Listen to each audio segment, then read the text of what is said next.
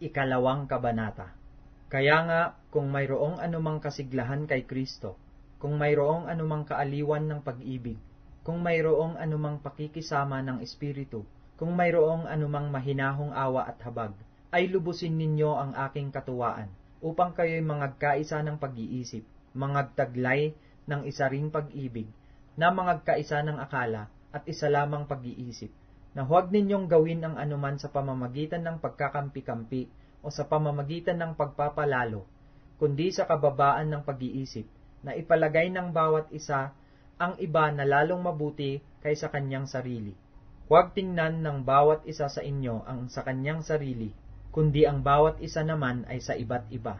Mangagkaroon kayo sa inyo ng pag-iisip na ito'y na kay Kristo Jesus din naman, na siya, bagamat nasa anyong Diyos, ay hindi niya inaring isang bagay na nararapat panangnan ang pagkapantay niya sa Diyos, kundi bagkus hinubad niya ito, at naganyong alipin, na nakitulad sa mga tao, at palibhasay na sumpungan sa anyong tao, siya'y nagpakababa sa kanyang sarili, na nagmasunurin hanggang sa kamatayan, oo, sa kamatayan sa krus. Kaya siya naman ay pinakadakila ng Diyos, at siya'y binigyan ng pangalang lalo sa lahat ng pangalan, upang sa pangalan ni Jesus ay iluhod ang lahat ng tuhod,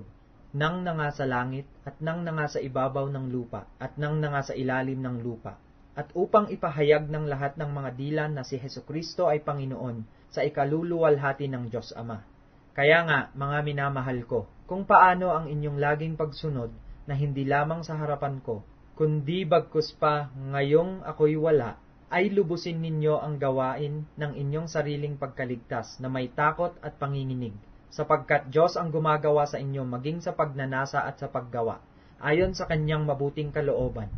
Gawin ninyo ang lahat ng mga bagay na walang mga bulong-bulong at pagtatalo, upang kayo'y maging walang sala at walang malay, mga anak ng Diyos na walang dungis sa gitna ng isang lahing liko at masama, na sa gitna nila'y lumiliwanag kayong tulad sa mga ilaw sa sanglibutan, na nagpapahayag ng salita ng kabuhayan, upang may ipagkapuri ako sa kaarawan ni Kristo, na hindi ako tumakbo ng walang kabuluhan, ni nagpagal man ng walang kabuluhan. Oo, kahit ako'y maging hain sa paghahandog at paglilingkod ng inyong pananampalataya, ako'y nakikipagkatuwa at nakikigalak sa inyong lahat. At sa ganyan ding paraang, kayo'y nakikipagkatuwa naman at nakikigalak sa akin. Datapwat inaasahan ko sa Panginoong Hesus na suguing madali sa inyo si Timoteo, upang ako naman ay mapanatag, pagkaalam ko ng inyong kalagayan, sapagkat walang taong katulad ko ang pag-iisip na magmamalasakit na totoo sa inyong kalagayan, sapagkat pinagsisikapan nilang lahat ang sa kanilang sarili, hindi ang mga bagay ni Hesukristo. Ngunit nalalaman ninyo ang pagkasubok sa Kanya na gaya ng paglilingkod ng anak sa Ama, ay gayon naglilingkod siyang kasama ko sa ikalalaganap ng Ebanghelyo. Siya nga ang aking inaasahang suguin madali, pagkakita ko kung ano ang mangyayari sa akin. Datapwat umaasa ako sa Panginoon, na diya'y makakarating din naman akong madali. Ngunit inakala kong kailangang suguin sa inyo si Epafrodito, na aking kapatid at kamanggagawa, at kapwa-kawal at inyong sinugo at katiwala sa aking kailangan. Yamang siya'y nananabik sa inyong lahat, at totoong siya'y namanglaw, sapagkat inyong nabalitaan na siya'y may sakit. Katotohanan ngang nagkasakit siya na malapit na sa kamatayan, ngunit kinahabagan siya ng Diyos, at hindi lamang siya kundi pati ako, upang ako'y huwag magkaroon ng sapin-saping kalumbayan.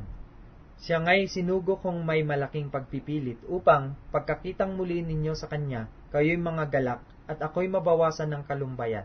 Tanggapin nga ninyo siya sa Panginoon ng buong galak, at ang gayon ay papurihan ninyo, sapagkat dahil sa pagpapagal kay Kristo ay nalapit siya sa kamatayan, na isinasapanganib ang kanyang buhay, upang punan ang kakulangan sa inyong paglilingkod sa akin.